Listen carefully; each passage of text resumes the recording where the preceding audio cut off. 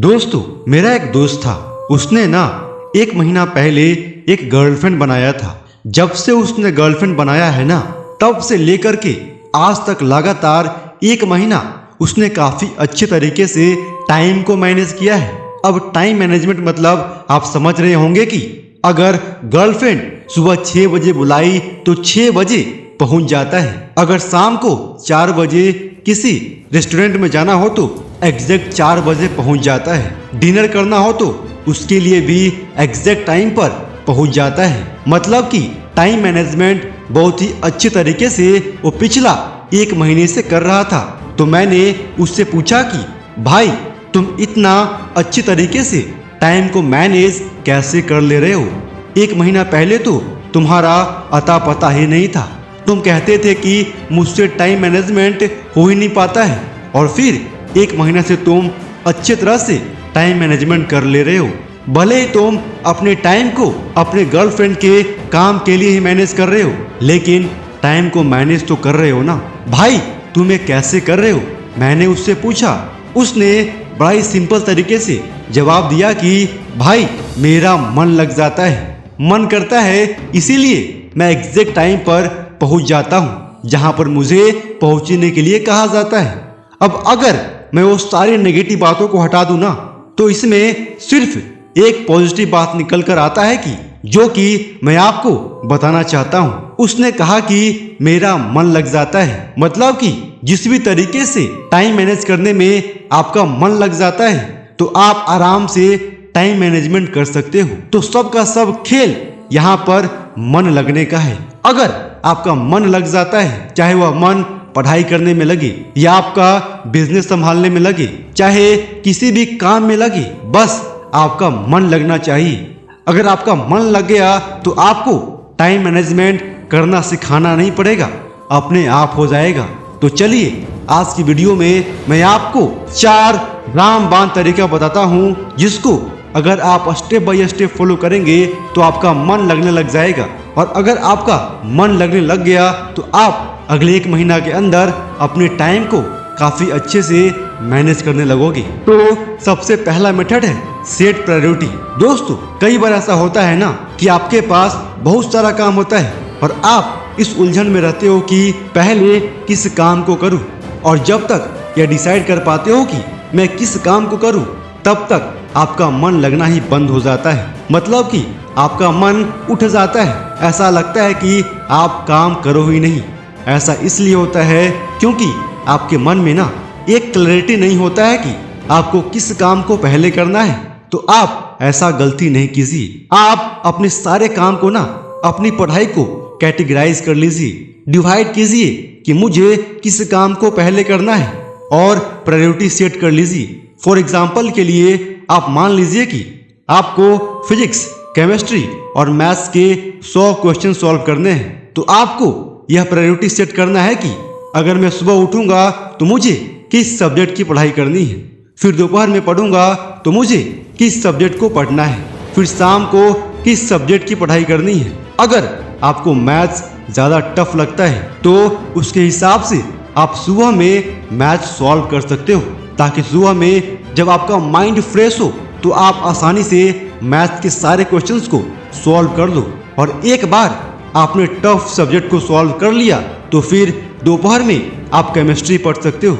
और अगर आपने फाइनली दोनों पढ़ लिए हो तो आपका कॉन्फिडेंस अपने आप इतना ऊपर उठ जाएगा, ऊंचा हो जाएगा कि आप आराम से फिजिक्स भी पढ़ाई कर लोगे। तो इस तरीके से आपका जो भी काम है ना, उसे प्रायोरिटी वाइज में सेट कर लीजिए।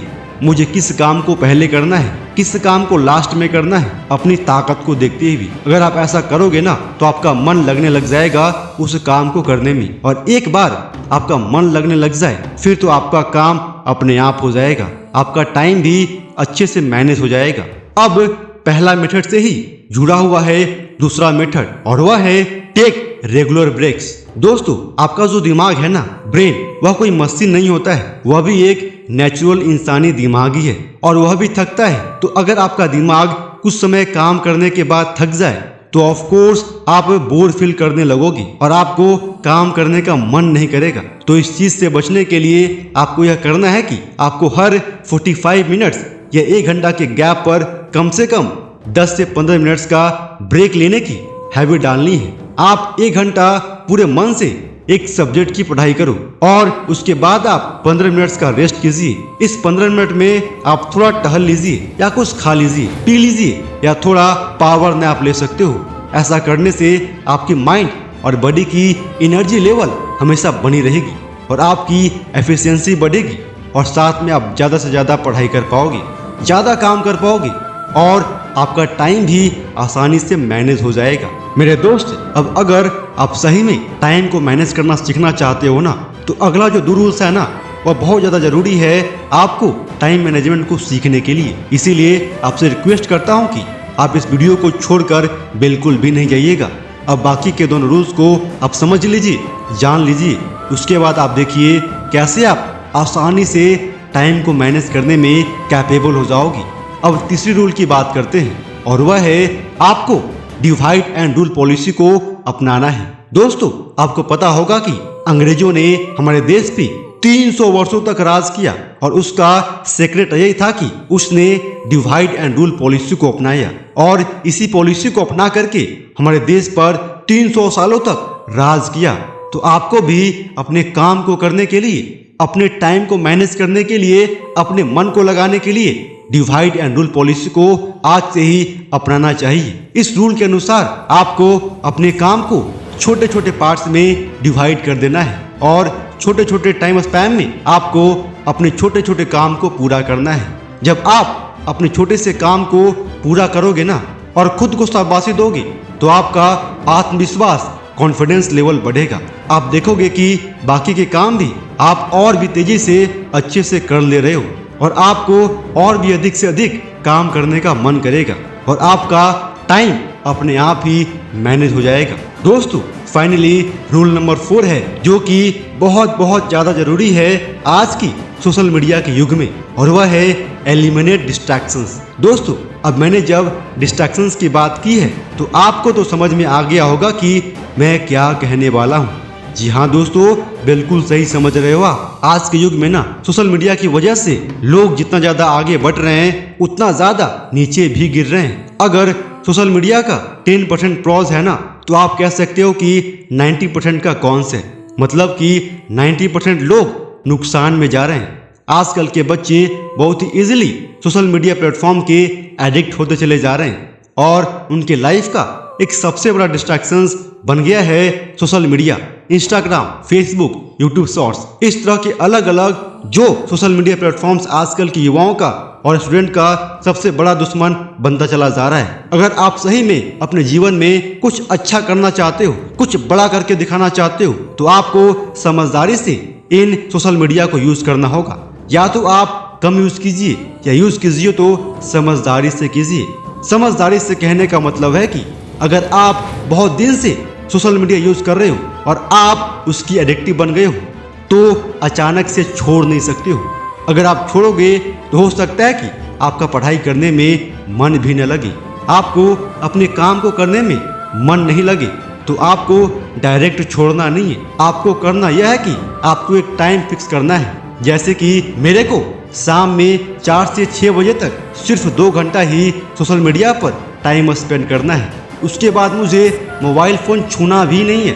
जो भी काम है दोस्तों से बात करना है तो उसी 2 घंटे में निपटाऊंगा। उसके बाद मुझे सोशल मीडिया छूना भी नहीं है। इस तरह से अगर आप एक टाइम फिक्स कर लेते हो तो आप अपने आप को इस तरह के डिस्ट्रैक्शन से बचा सकते हो, अपने काम को भी कर सकते हो और अपने टाइम को भी मैनेज कर सकते हो।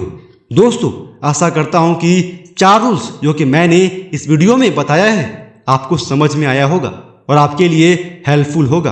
अगर आपने इन 4 रूल्स को काफी अच्छे से फॉलो किया ना, तो मैं विश्वास दिलाता हूं कि आप अगले 21 दिनों से 1 महीना के अंदर अंदर अपने टाइम को काफी अच्छे से मैनेज करने लग जाओगे और आप खुद भी अपने टाइम को मैनेज करोगे और साथ में मेरी तरह ही किसी और को भी टाइम को मैनेज करने की टिप्स बताओगे।